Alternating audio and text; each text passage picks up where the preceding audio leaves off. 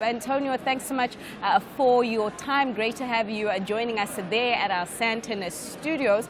So if I understand your business model correctly, you're positioning yourself, or you have positioned yourself rather, as the Uber of the logistics industry.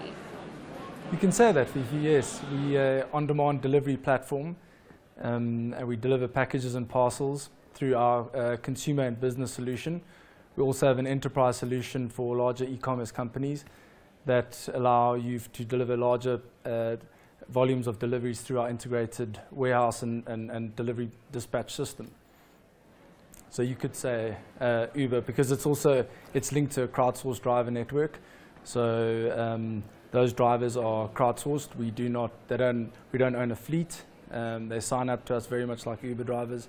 They go through a vetting process, which lasts about 3 weeks before they register onto the platform. And after they've passed all the tests, they're available to work. They simply log onto their phone and get delivery requests throughout the day via our online platform.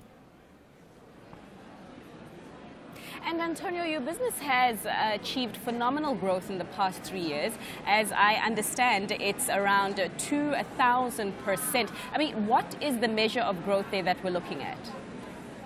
Well, in the first 2 years that we started, it was really about building our technology and proving the scalable nature to our crowdsourced driver network. Once we were able to build the technology, we were able to further our enterprise solution and actually increase our delivery volume. So through 2016, we went from doing 1,000 deliveries a month up to 25,000 into February 2017. So it was all through the nature of our model, being very asset light, so we don't own vehicles, we don't own warehouses, and we deliver straight from the source. So we deliver straight from our customers' warehouses. Our drivers arrive there in the morning, collect their loads, and deliver the packages and parcels, or e-commerce packages and parcels on demand. I mean, what is interesting is that you managed to achieve such phenomenal growth in a time frame where many companies, especially big players, their growth went the other way. I mean, how is it that you were able to do so? Is it because of a technology alone, or were there other mechanisms that you did do as a startup to ensure such growth? As a startup, we definitely try to do something differently. We needed to look at ways to build a scalable model, and the only way we could do that was to regulate the way our drivers earn. So every time a driver went out and delivered packages and parcels, his earning would be regulated by an algorithm we developed and been developing it over time to determine what he earns, and that's all built into our system that calculates the cost of our packages, the cost of delivery, and that really allows us to scale. So that the algorithm, along with the crowdsourced driver network, allows us to scale, and in turn allowed us to actually move very quickly on the ground once our technology was built. We've had great success with the likes of On the Dot, a Media24 company that took an investment stake in us in 2016.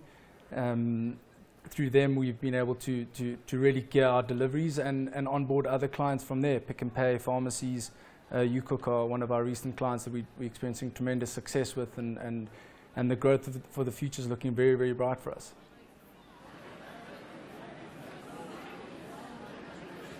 And then would I be correct in understanding that the real expansion of your business model, it is very dependent on an improved online strategy from the number of companies that you service, and also the number of potential clients that you could service in future? Yes, we're going for a different approach to the way conventional courier has worked over the years. We're trying to put the power of the delivery into the hands of our customers. So providing them with tools that allow them to manage the entire delivery process a lot easier. So automated tracking and tracing of parcels online, everything integrated via an online dashboard that allows them to manage all their deliveries, manage the billing in real time, manage the tracking and tracing, so that really when their customers inquire and want to know where their packages and parcels are, they simply go onto our platform and with one click of a button they can track or trace the order.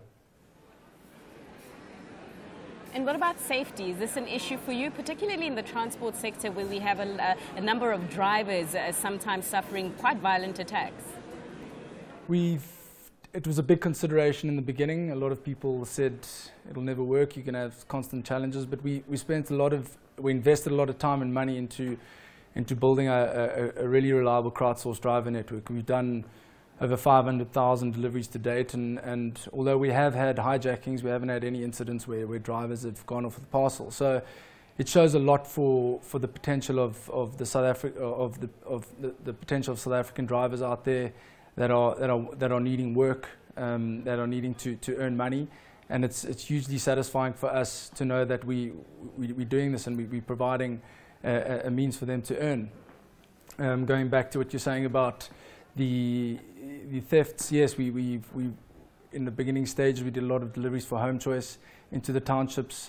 We went in and crowdsourced drivers that actually live in the townships to try and mitigate the possibilities of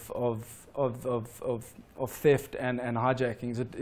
It was real. We experienced over probably 14 or 15 hijackings in the time, and we've learned certain things to do and build into our technologies that could actually avoid that. Unbranded vehicles, driving different routes, different drivers. So a lot of those learnings and findings that we found in the beginning stages, we'll look to implement into our technologies when we go into deliveries into more of the high risk areas.